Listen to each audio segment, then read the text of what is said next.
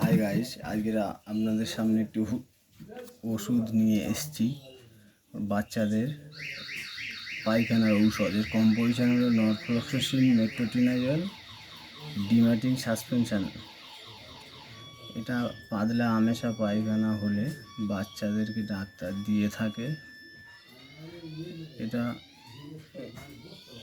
পেটে বদহজম হলে, ভোসকা টাইপের পায়খানা হলে তখন ডাক্তার এটা রেগে প্রেসক্রাইব করে এবং এটা 6 মাস থেকে 4 বছর পর্যন্ত বয়সের পেশেন্ট খেতে পারে।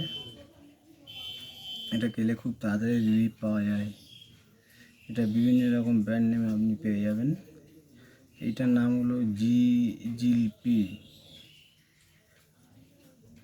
এই সিরাপ বাচ্চাদের পায়খানা, ফোসকা পায়খানা, আমেশা পায়খানা, দুর্গন্ধ হলে অবশ্যই এই সিরাপটা খাওয়াবেন।